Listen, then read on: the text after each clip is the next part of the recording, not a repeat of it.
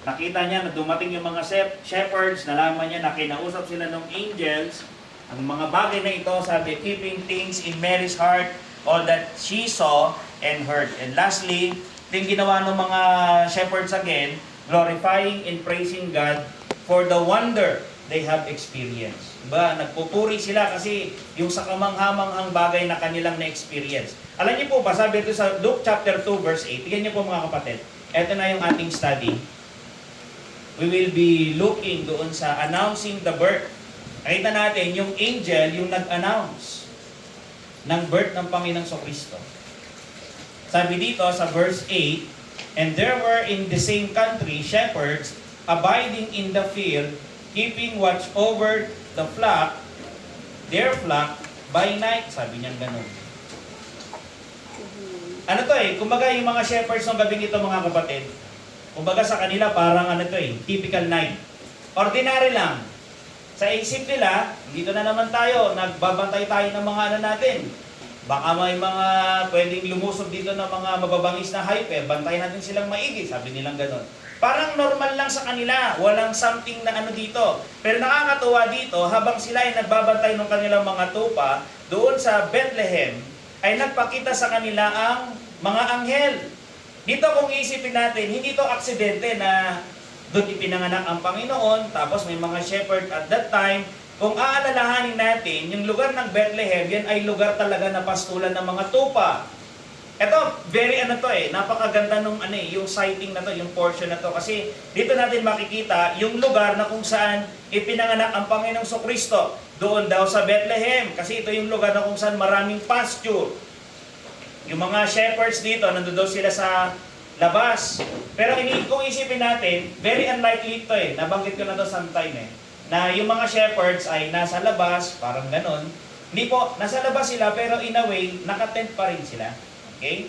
Andun sila malapit doon sa kanilang flock, nag-assemble sila ng kanilang tent, ganon ang kanilang ginagawa. At sabi dito sa verse natin, sa verse 8, keeping watch over their flock by night. Binabantayan daw nila, nagpapalitan sila. Keeping, take turns. Nagtitake turns sila sa magbabantay.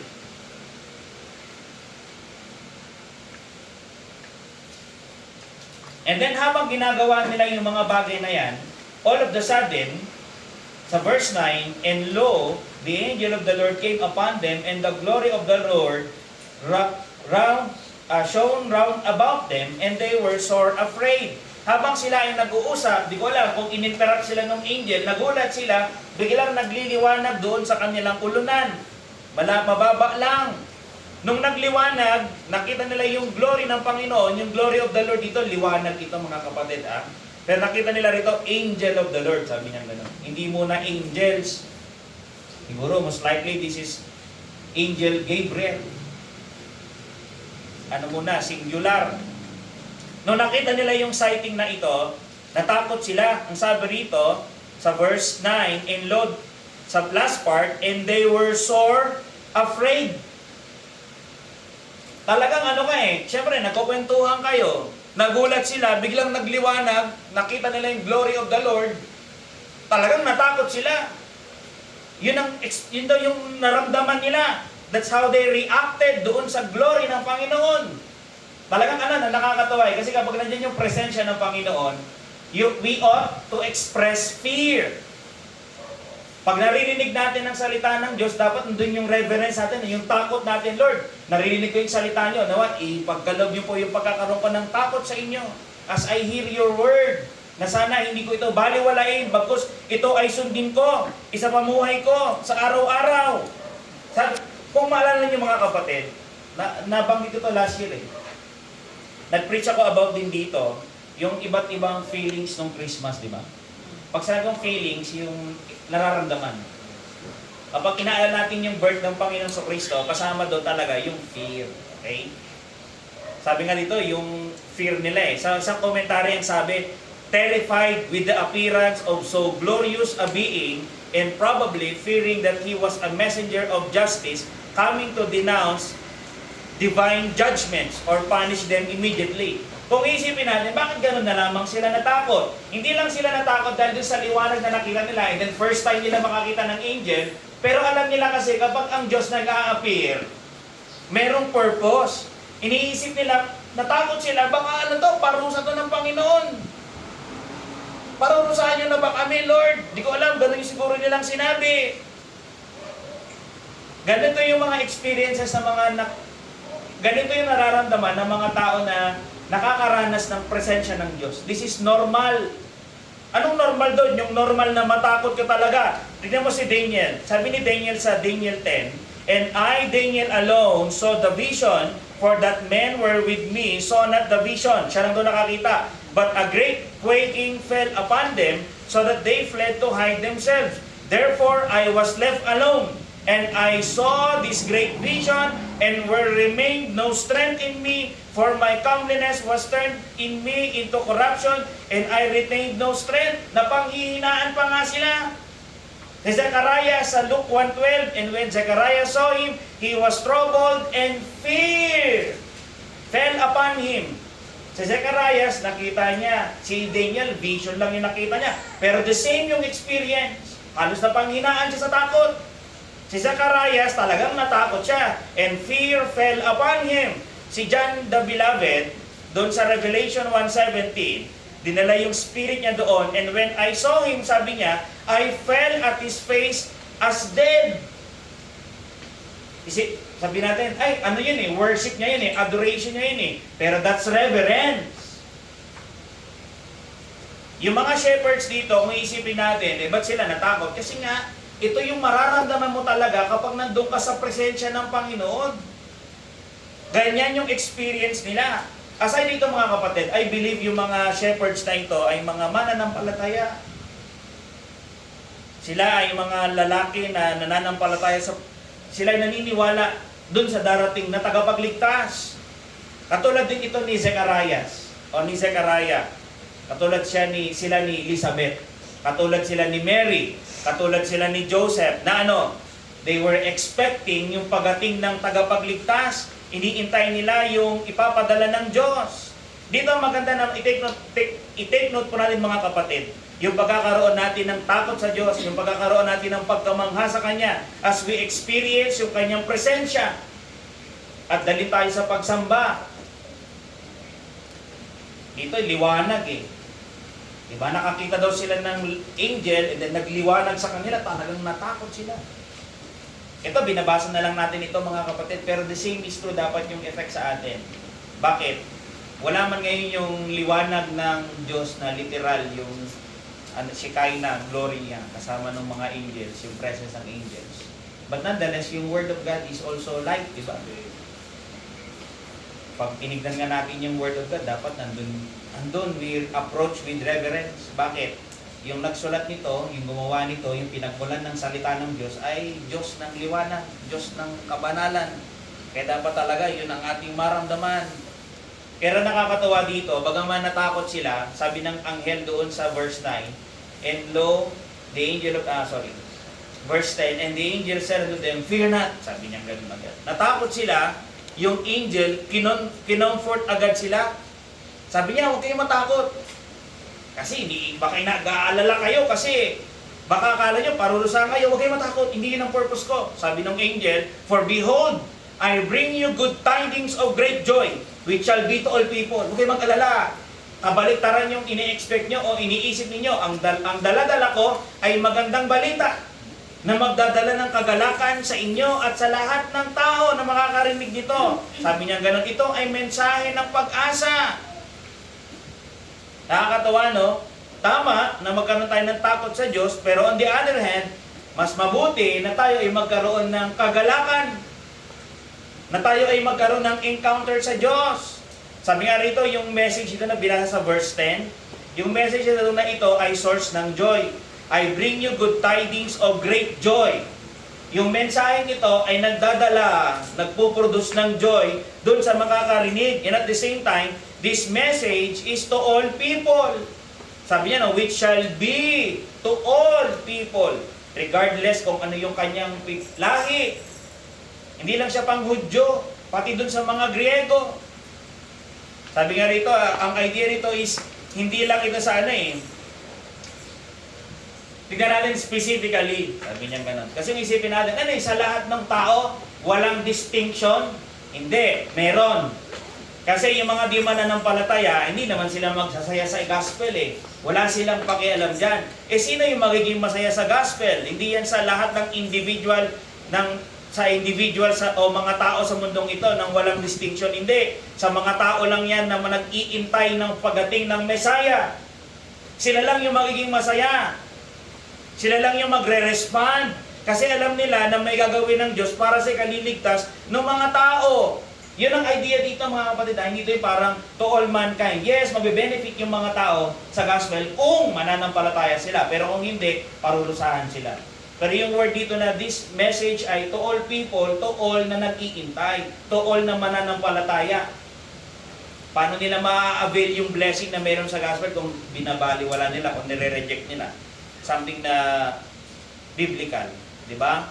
Pero nakakatawa dito, yung feeling of joy. Gusto ng Diyos na ma-experience natin yun. Siguro, every time na inaalala natin itong birth ng Panginoon, yun naman talaga yung maramdaman eh. Mag-reverence, kahit paulit-ulit eh. Joy, laging ganun eh. Pero ano ba yung good news? Nakalagay sa verse 11 mga kapatid. Kahit wala na iba, ito lang, pwede na eh. Sabi doon, no? For unto you is born this day in the city of David a Savior, which is Christ the Lord. Ito yung pinaka-mess. Ito yung good news. Na ang tagapagligtas ay dumating. Very descriptive nga dyan eh. Saan? Siya daw pinanganak in the city of David a Savior. Kingly line. Doon sa Bethlehem. Pinanganak na yung hari. Pinanganak na yung pinahiran ng langis. Ipinanganak na yung pinili ng Diyos. Siya ay Panginoon nating lahat. Sabi niya ganun eh. Which is Christ the Lord. Yung Christ, Messiah. Yung Panginoon, siya yung may-ari ng lahat. Kaya yung kapanganakan ng tagapagligtas, this is something na a matter of great joy, di ba? Magdudulot talaga ito ng galak o saya sa bawat isa sa atin. Kumbaga, ang dulot ito ay spiritual joy mga kapatid.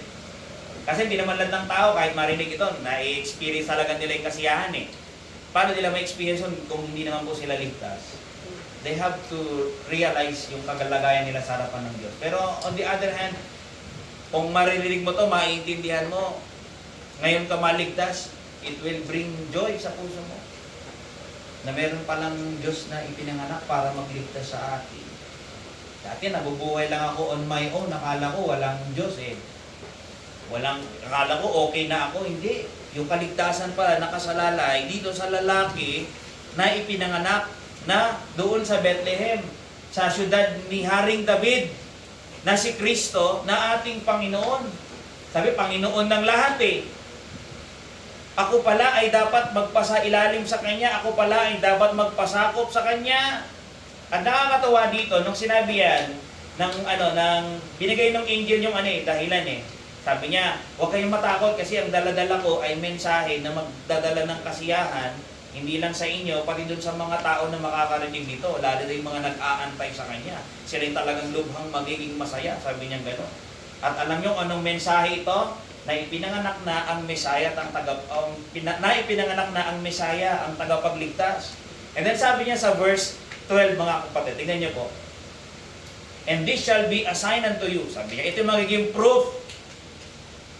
Kasi parang ang idea, malalaman nyo yan. Ito, bibigyan ko kayo ng tanda. Ito yung patunay na ipinanganak na siya. Ito yung evidence na malalaman nyo na ipinanganak na yung bata na yan. Sabi niya, this shall be a sign or tanda or evidence sa inyo.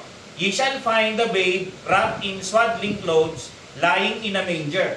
Dalawang signs yung makikita mo daw dito. Ano? Yung una, ye shall find the babe wrapped in swaddling clothes. Alam niyo yung swaddling clothes? Yung swaddling clothes ay yung strips ng linen. Ito yung ibinabalot doon sa bata. Ewan ko lang kung nakakita na ka ng bata na nakabalot sa swaddling clothes. Ito, this is something cultural. Doon sa eastern areas or countries, yung mga baby daw, binabalot talaga nila yung swaddling clothes. Parang nakabalabas lang daw yung kanilang mukha. Tapos yung katawan nila, tight na tight. Nakaganon daw yung balot na balot. Parang ano nga yun parang cocoon.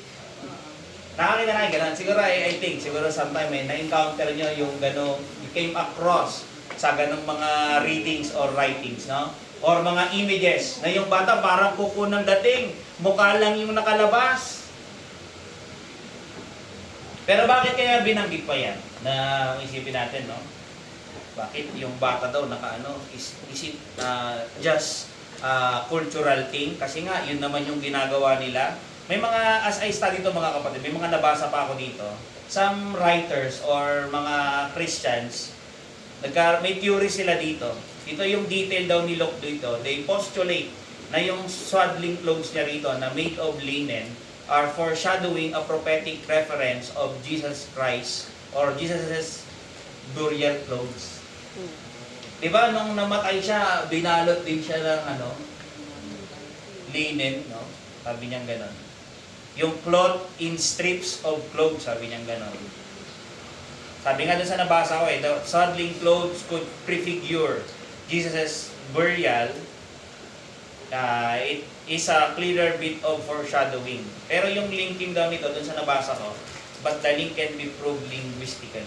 Okay? Pero pag kami story, parang pero yung pag inaral mo na yung linguist nila, yung mga words na ginamit, hindi siya ganun clear. Pero pag pinagpinansin natin at surface, mukhang ganun ang dating. Pero nonetheless, it's a great thing na makita natin na very descriptive eh. Malalaman nyo na siya yung yung Messiah, yung Christ the Lord, ang tagapagligtas, ang Messiah, ang Panginoon, kasi nakabalot siya. Very clear eh. Kasi nga naman, baka pagpasok mo doon, may ibang mga bata, di ko alam, sa nila, di ko alam kung ginight sila nung angel. Kasi nalaman nila yung specific na house eh. Pwede, na ginight sila, di ba? Kasi yung mga, nalala niyo yung ating, yung story ng mga wise men, alam nila kung nasan yung bahay eh. Paano nangyari yun? Kasi ginight sila ng angel. Same with dito. Nalaman din nila kung saan yung exact na bahay. At pagdating nila, ay ito, yun talaga. Bakit? Yung first sign nandito. Yung bata ay nakabalot ng swaddling clothes. May second sign. Ang sabi, yung second sign is lying in a manger. Diba? Ito, ang nakikita natin dun sa usual na mga images na nakikita natin, yung manger ay made of wood. Diba? Ano yung idea nyo? Sa agriculture, lagayan talaga siya ng yung mga nakikita natin, kahit mag-type kayo ngayon, manger ng Messiah, ang lalabas dyan is parang feeding trough ng mga animals. Yung para siyang, iba-iba lang ang design. Pero minsan usually made of wood na nilalagyan ng dayami. Ganun yung mga nakikita natin, di ba? Pero if we try na aralin siya, may mga nakita ako mga kapatid. Actually, sinend lang to ni Kuya Roy sa akin. Kasi may pag-usapan namin. May mga ilang kami na pag-usapan. Pero ito, sinare niya. Ang ganda mga kapatid. Ngayon sa mga study ngayon, pag may mga, yung modern understanding natin ngayon kasi, made of, parang siya wooden crib. Parang crib, tapos doon mo ilalagay yung bata na nakalagay sa swaddling, may swaddling clothes, nakabalot siya ng linen. Lalagay ito parang ito, lagayan to ng dayami. Parang ganun eh. Pero alam niyo po ba, may mga nakita, yung sinend doon sa nabasa ko, yung daw talaga, yung mga itong manger, sabi daw ay, but in first century Israel, mangers were often carved from stone. Hard, cold, sabi nga durable. Designed to hold something precious and to keep it from harm. That detail alone changes the scene. Yung manger daw, hindi made of wood. Hindi siya basta pakainan ng hayop. Yung manger is made of stones. Na kung saan, doon daw nila nilalagay yung something precious. Ito dito accident mga kapatid. Kasi nung pinanganak ang Panginoong Kristo, doon siya sa lugar ng Bethlehem. Doon inaalagaan yung mga tupa na iaalay nila sa Passover. Doon nila nire-retain. Saan nila nilalagay? Sa manger. Bakit kailangang alagaan ng sobrang alaga yung mga tupa na iaalay doon sa Di ba ang requirement, without blemish, without spot, walang mga hindi bulag, hindi hindi siya lame. Dapat perfection yung idea eh. Yung hayop na iaalay, perfect daw talaga. Ngayon ang idea, yung mga hayop daw na iaalay nila doon sa yung mga sacrificial lamb nila, para ma-maintain daw yung perfection ng hayop, nilalagay daw nila yung sa manger na made of stones. Ganon daw ang ginagawa nila. Ang idea, yung nandito is very precious. Yung nandito ay very important. Ganon yung idea. Kung iisipin natin, sino ba ang Panginoong Kristo? Sabi ni John, "Behold, the Lamb of God who takes away the sin of the world." Siya daw yung Lamb of God. Kaya nung dumating ang Panginoong Kristo, siya pala talaga yung Lamb, and doon sa kanilang culture, na meron silang carved stone na talagang yun yung sinasabi nila na manger, nilalagay daw doon yung pine-prepare nila na tupa na isa-sacrifice sa Passover. So dito may kita natin yung preciousness ng Panginoong Kristo. Yung ipinanganak pala ay napaka-importante. Hindi pwedeng baliwalain. Naalala ko tuloy yung, nabanggit ko na ito minsan sa inyo eh. Merong isang bata na nag-celebrate ng kanyang birthday. Yung magulang na sobrang busy sa dami ng regalo na kanilang tinanggap, nilalagay nila sa kwarto, nalimutan nila yung bata kung saan nila nilagay. Hinanap nila sa bahay, sa kwarto, nakita nila doon, natabunan na ng mga regalo, namatay yung bata. Parang ganyan ang ginagawa nila sa Panginoong Kristo. Yung celebration ng mga tao ng Christmas, nawawala yung reason ng Christmas. Nakafocus sila doon sa mga events, yung mga socialization nila, yung mga gifts, yung mga activities, doon sa food, and everything related doon. Pero nalilimutan nila yung reason for the season, ang Panginoong Kristo. At yun ang masaklap. Nalimutan nila yung pinaka-importante. Yung siya na who is very precious. Nakakatuwa, no? Yung manger dito, sabi dun sa nabasa ko, was not random. The shepherds were not random. Ito, tingnan nyo saan daw pinanganak ang tagapagligtas sa Bethlehem? Saan daw siya nilagay? Sa manger. Magkakakonek eh. Yung inaalay nila, na inaalagaan, tinitend din ng tupa na isa-sacrifice sa Passover, inaalaga mabuti sa Bethlehem, nilalagay nila sa manger. Tapos nakakatawa dito, yung mga shepherds, hindi rin random. Bakit? Yung ating tagapagligtas, who is the Lamb of God, is also the shepherd of the flock. Ang sabi niya, I am the great shepherd. Ang Panginoong Kristo. Kaya nga nakakatawa dito eh, no? Yung mga bagay na ito, sinabi doon sa mga shepherds, and then sabi dito sa verse 13, tingnan nyo to, nakakatawa. Let's read mga kapatid, tingnan nyo po.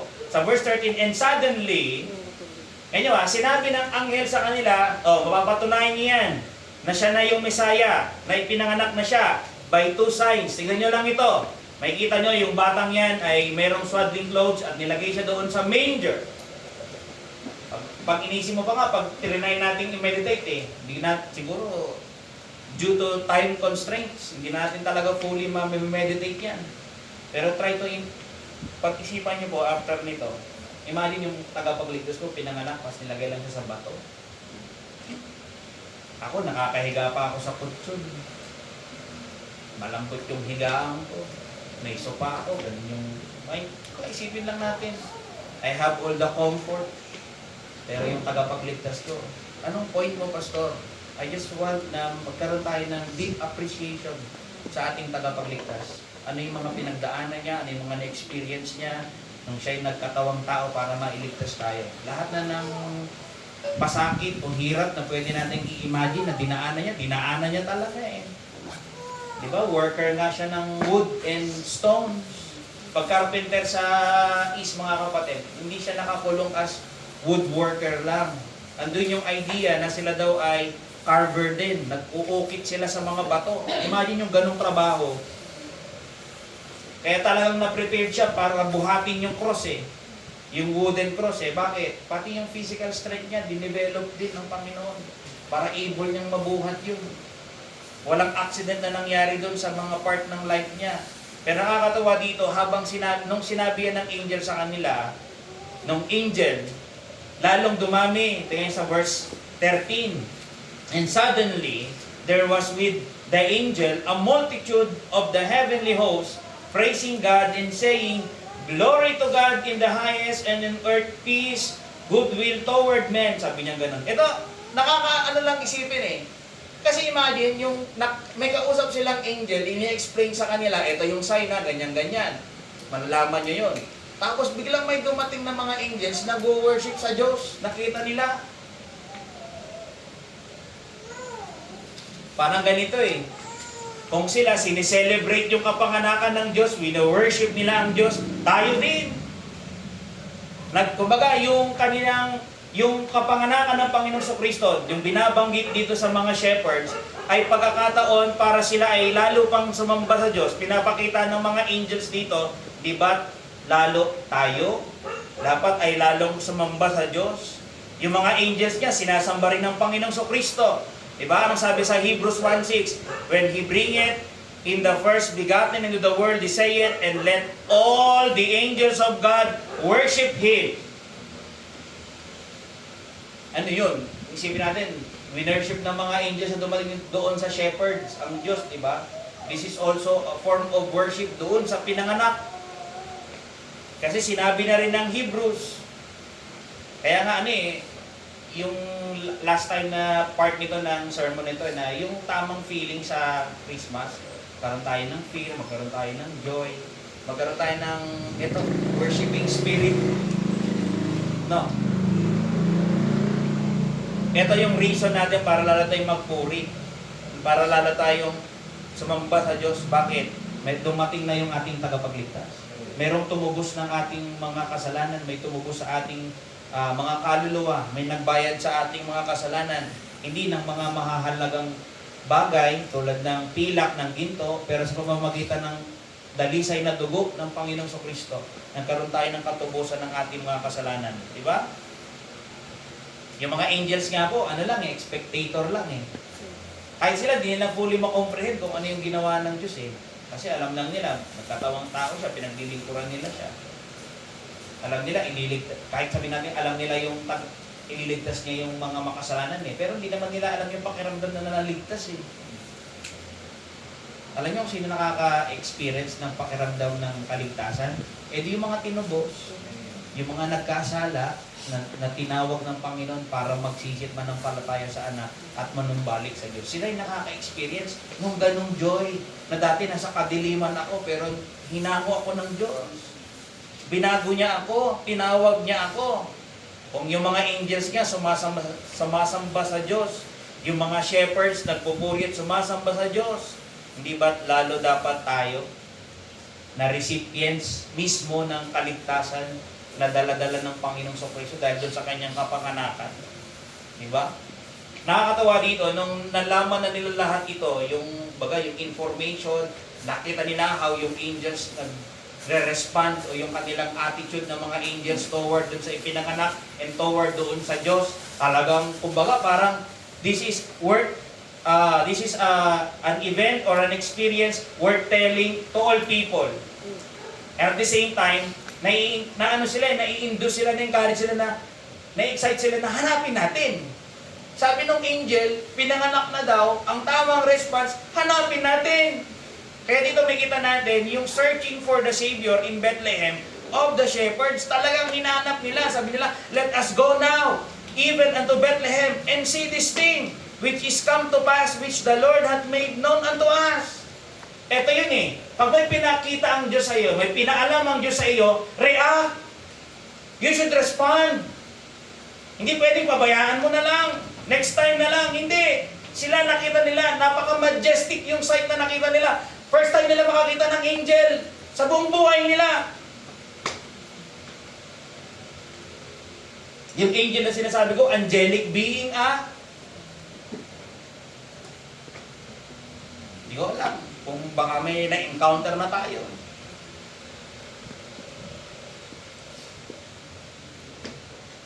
Ako, angel din naman.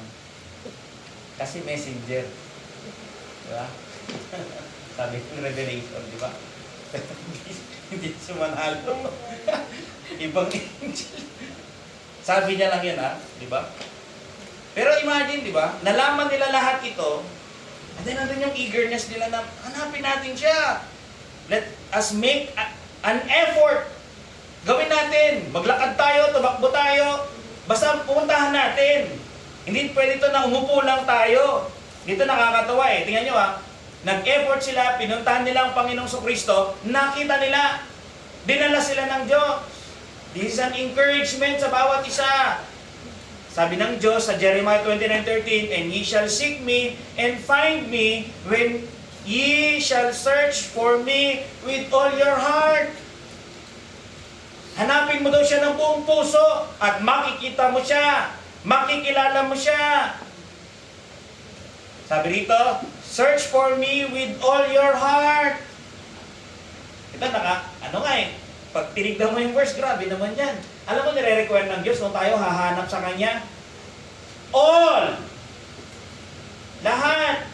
Hindi pwedeng 10% lang siguro, okay na yon. Search Him with everything na meron ka. Lord, I want to know You. And then after dun sa verse 17, nakita na nila yung kung saan pinanganak ang Panginoong Kristo. Ang ginawa nila, telling to others the message they have heard and experienced. Yung mga narinig nilang katotohanan, galing dun sa angel, tapos yung mga sighting na na-experience nila, tapos nakita nila kung nasaan natupad yung tama yung sinabi ng angel. So kukwento nila yon. May sinabi yung angel, tinignan namin yung proof, sakto yung proof. Yun ang kinuwento nila sa verse 17. "And when they had seen it, they made known abroad the saying which was told them concerning this child." This is very amazing. Kasi alam niyo kung bakit? Yung unang preachers ng Messiah ay mga shepherds. Kumbaga, hindi doon galing sa mga religious leaders. Alam niyo kung saan? Doon sa itinuturing na mababang uri ng tao sa kanila nung unang kapanahunan. Mga shepherds, tagapag-alaga lang ng hayop. Pero sila yung mga first preachers of the gospel of Christ.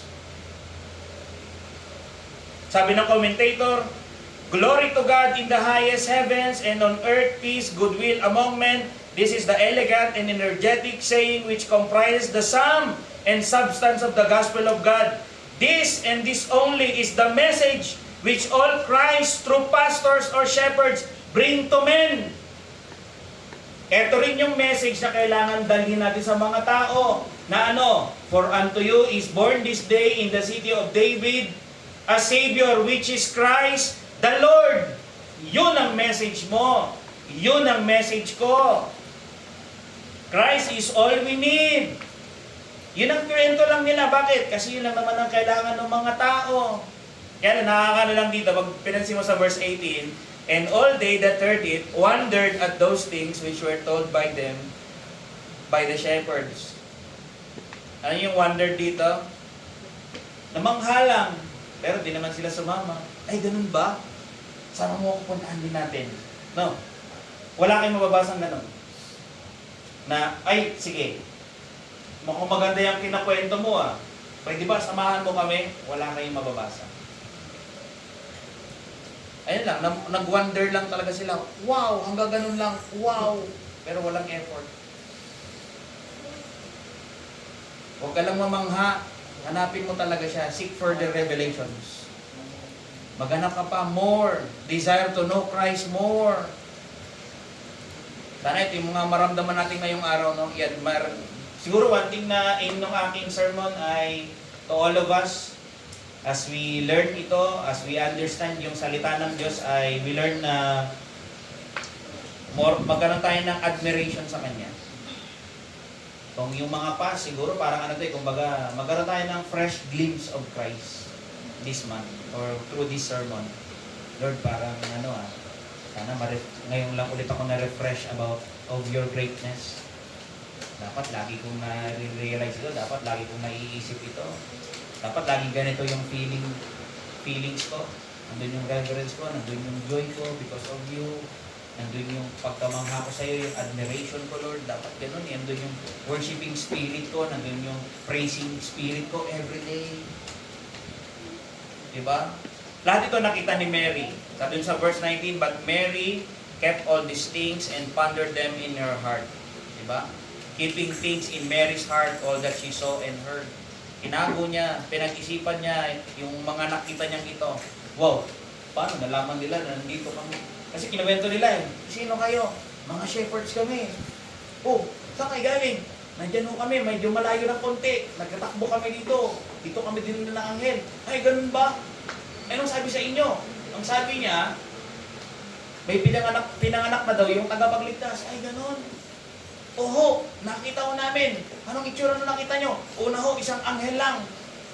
Medyo mataas lang ho siya ng konti, tapos ang liwa-liwanag ko. Si Mary, iniisip niya yun, tsaka ni Joseph.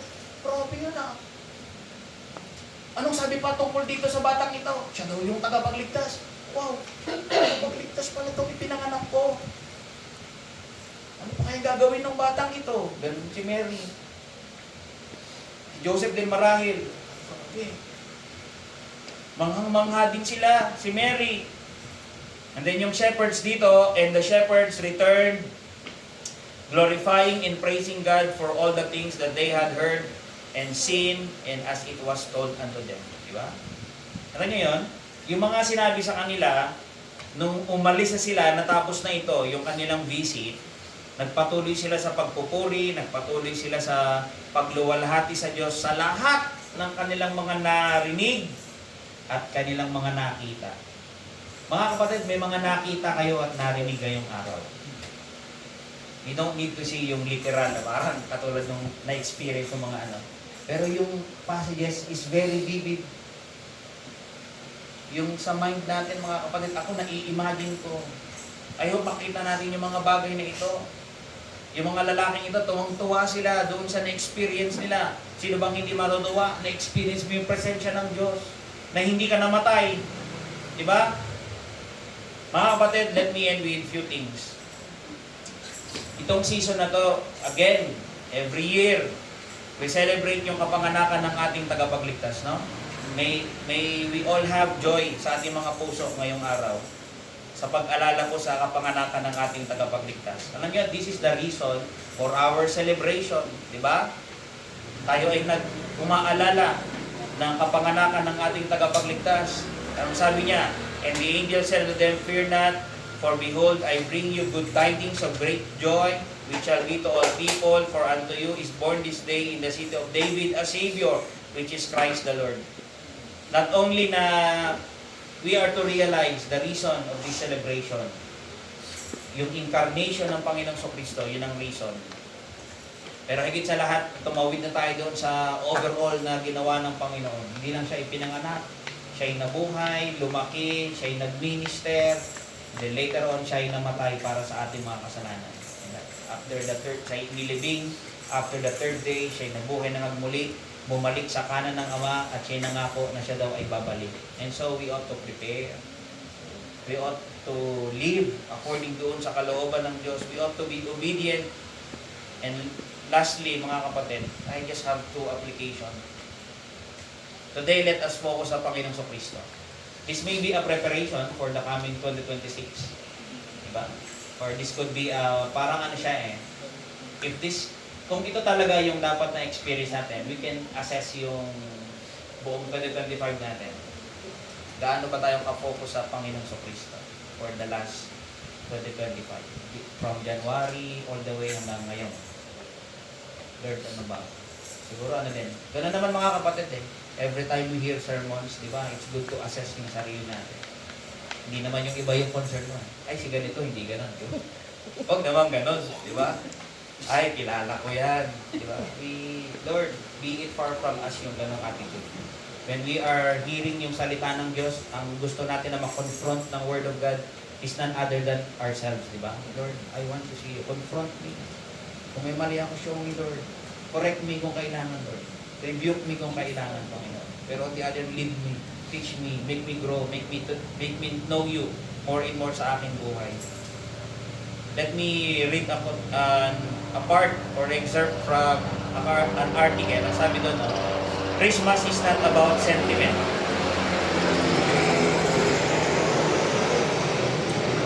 Pupunta yan doon sa lugar yan, dito sa may baba, kaya Tarnate. Papunta yun ng Tarnate. Sabi doon, no? I repeat mga kapatid. Christmas is not about sentiment.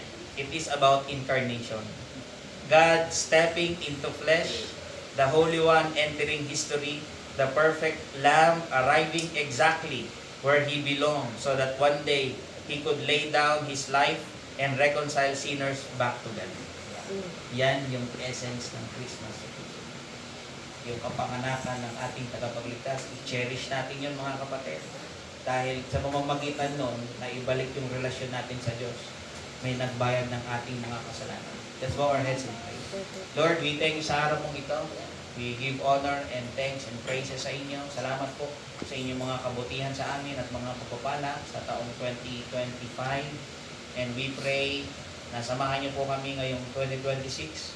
And sa mga nalalagay po naming araw ngayong 2025, patuloy niyo po kami samahan, Panginoon. Salamat po sa katapatan niyo for the whole year 2025.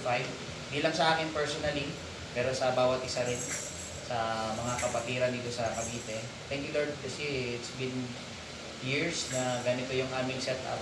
Pero kakasama pa rin po kami. And that's all that matters, O God. Maging tapat po kami sa inyo. Maging mapanuri kami sa aming paligid. Maging sensitive kami. Ingatan niyo po kami sa mga maling aral. Unang-una po ako. So that I would be able na ingatan din ang inyong flock, Panginoon. Kaya habagan niyo po ako. May this reality or truth ay laging maitim mo sa akin isip. How I ought to protect them, to love them, and serve them as with all my ability and then sa ganang makakaya ko, Panginoon. But nonetheless, may you raise men, patibayin niyo mga kalalakihan dito, palalimin niyo ang kanilang pagkaunawa sa inyong salita, sa inyong mga aral na magaling upang sa inyong kapanahunan ay gamitin sila sa ikalalawig ng inyong gawain o ikalalago ng inyong gawain dito sa Cavite, Panginoon. Kaya salamat po sa lahat ng ito. Samahan niyo po kami sa mga iba pang gagawin namin today at mga kapatiran din sa Ilocos, samahan niyo po sila at ngayon din may mga kapatid o kaibigan na sumusubaybay sa online ay kayo pong gawa sa bawat sa kanila, Panginoon. Salamat po. Itong aming dalangin sa pangalan po ng Panginoon Jesus Cristo. Tayo po tayo mga kapatid and let us sing our last hymn.